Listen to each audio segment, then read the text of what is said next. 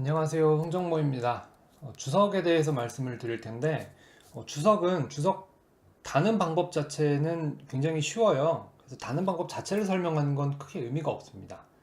그 다음에 주석 잘 다는 게 중요한데, 주석 잘 다는 건 또 경험이 없으면은 설명을 들어도 이렇게 와닿는 게 별로 없어요.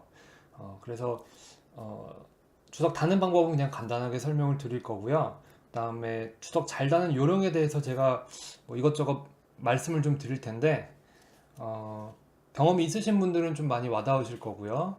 근데 경험이 없은 이제 초보자일 경우에는 그냥 그런가 보다라고 한번 그냥 머릿속에 한번 담아만 보세요. 그다음에 나중에 이제 제가 진행하면서 종종 뭐 기회가 될 때마다 한번 상기를 시켜드리겠습니다.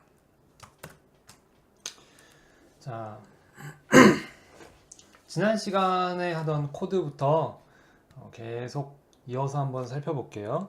그래서 주석이라는 거는 그 컴파일러가 코드를 무시하게 만드는 거예요. 그럼 예를 들면 여기다가 슬래시 두 개를 딱 치면은 치는 순간 요 라인 자체가 요 스테이트먼트가 한 줄이 통째로 색깔이 변하죠. 그래서 얘는 컴파일러가 무시를 해버려요. 예를 들어서 x가 2고 그 다음에 이 코드가 살아있을 경우에는 x가 다시 5가 되고 그 다음에 5가 들어가니까 8이 되겠죠. y가 8이 될 텐데 얘를 주석 처리를 해버리면 컴파일러가 이 코드는 없는 셈 치기 때문에 2가 그대로 가서 5가 되겠죠. 그래서 결과가 달라집니다. 결과가 달라져요. 그 다음에 주석을 다는 방법이 이렇게 그 슬래시 두 개를 치는 방법이 있고 그 다음에 C 스타일로 여러 줄을 동시에 주석을 달아버리는 방법이 있어요. 이렇게 나누기 별, 그 다음에 다시 별 나누기 이렇게 하면은 이 영역이 전부 주석 처리가 돼요. 그래서 C++에서 주석을 다는 방법은 두 가지가 있어요. 슬래시로 한 줄 한 줄 이렇게 주석을 다는 방법이 있고 그 다음에 슬래시 스타 그 다음에 스타 슬래시로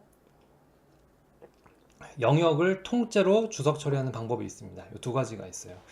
주석 다는 방법 자체는 이렇게 간단한데 이제 주의사항이 몇 가지가 있어요. 일단 요 영역으로 표시하는 주석은 중간에 여러분들이 간혹 주석 처리를 한 번 더 하시는 경우가 있어요. 이렇게 해버리면은 오류가 생기죠. 왜냐하면은 주석 입장에서 볼 때는 얘도 그 열어주는 부분도 주석 처리이기 때문에 여기서 바로 닫혀버리죠. 그래서 이렇게 오류가 생깁니다. 이거 의외로 많이 하시는 실수예요. 그런데 이제 여러분들 코딩 하시다 보면 이렇게 블럭 단위로 주석 처리해야 될 경우가 꽤 많이 있거든요.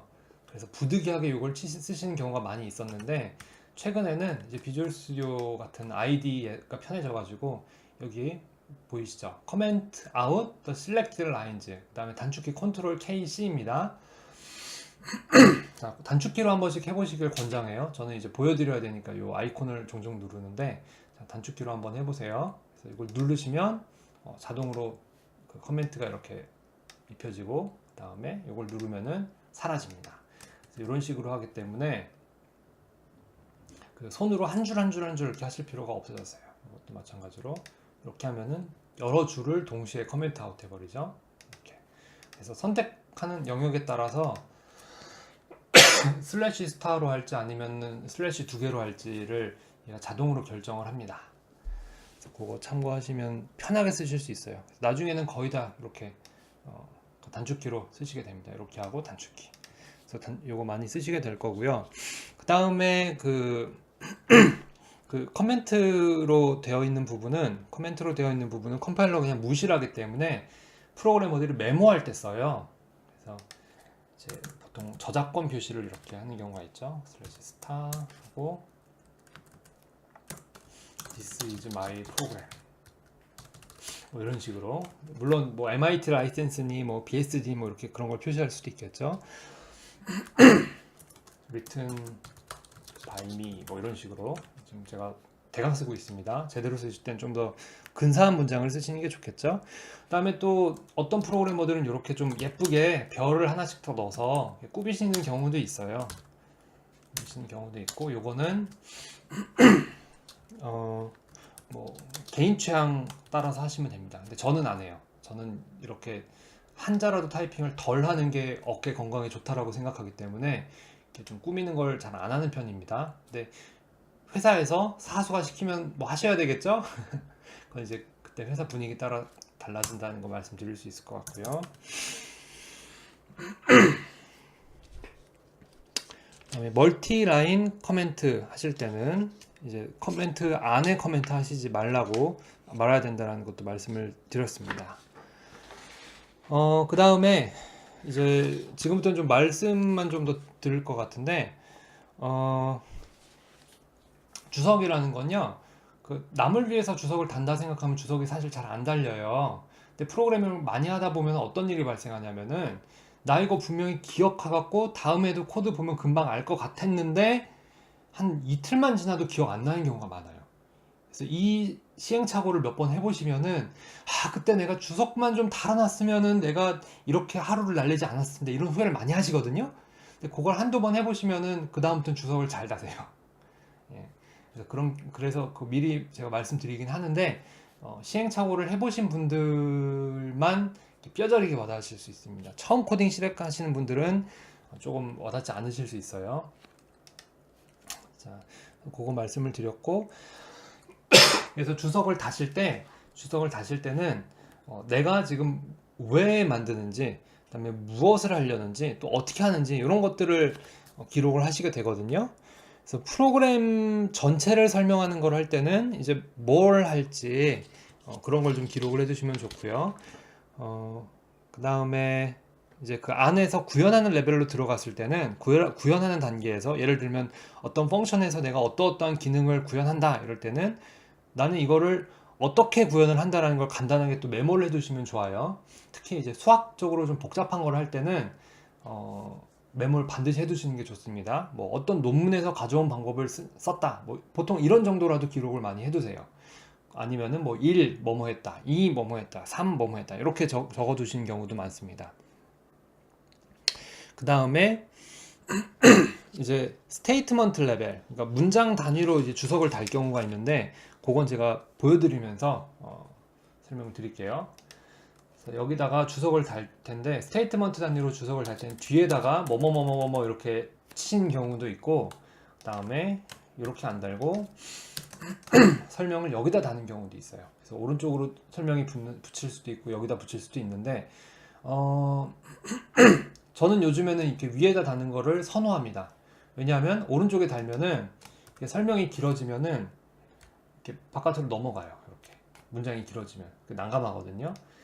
최근에는 프로그래머들이 자기의 시간을 아끼기 위해서 문서 작업을 사람이 볼 때 편안한 방식으로 프로그래밍 하는 게 유행이에요. 그래서 이런 것보다는 내가 프로그램을 볼 때 좀 편하게 이런 식으로, 그래서 뭐 1 뭐뭐뭐 2 뭐뭐뭐 이런 식으로 요약을 할 수도 있겠죠. 이런 것들도 하나 알아두셔야 할 것 같고요. 그 다음에 또 어떤 게 있냐, 그래서 인티저 사이트 0이 있고 10이었다. 그 다음에 어떠한 과정을 거쳐서 사이트가 0이 된다. 사이트가 이제 여기선 제가 시야의 의미거든요. 자, 그냥 사이트는 0이다 그러면은 내가 뭐 이틀 후에 봤을 때도 기억이 안 날 수도 있고, 심할 때는 1시간 후에 봤을 때도 기억이 안 나요. 왜냐하면 프로그래밍을 할 때 정신이 없거든요.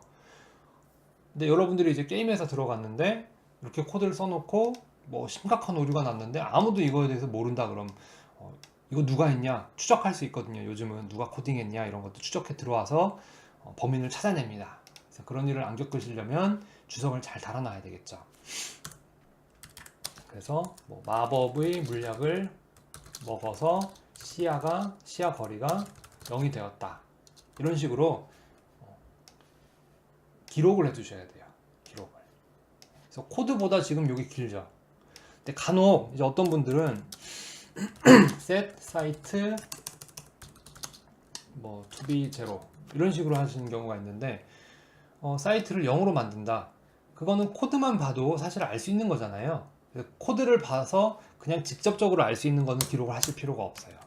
글씨가 많으면 읽는데 시간이 걸릴 뿐이에요. 절대 도움이 되지 않습니다. 제가 지금 굉장히 단순한 예제로 설명을 드렸기 때문에 설마 내가 그럴까? 이렇게 생각하실 수 있는데 이제 제가 이제 개인 지도 같은 걸 해보면은 그런 경우가 꽤 많이 있습니다. 그래서 이 부분에 대해서 시행착오 겪으시면서 능숙해지시는 게 가장 좋습니다.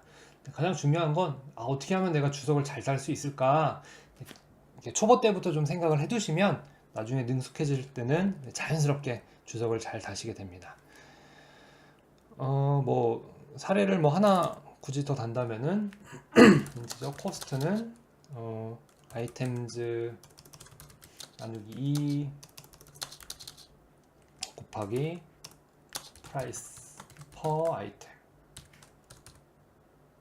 아이템 요거는 변수명을 num 아이템즈 이렇게 해볼까요? 변수명 짓는 것도 제가 다음 강의에 또 설명드릴 텐데 저는 이제 가급적 좀 길게 쓰는 편이에요. num 아이템즈 이러면 아이템의 개수구나, 혹은 이렇게 num n 아이템즈 이렇게 쓰시는 경우도 있거든요. 지금 이 코드는 실행이 안 되는 코드예요. 따라 하실 필요 없습니다.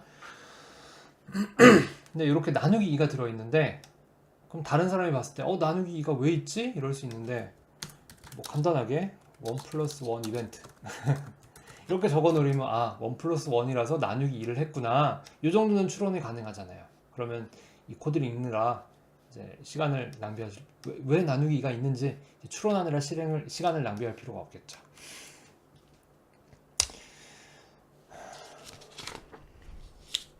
자, 그래서 이렇게 스테이트먼트, 명령문 단위에서 주석을 다실 때는 내가 왜 이렇게 했는지 헷갈릴 수 있는 것에 대해서 반드시 주석을 달아주셔야 돼요.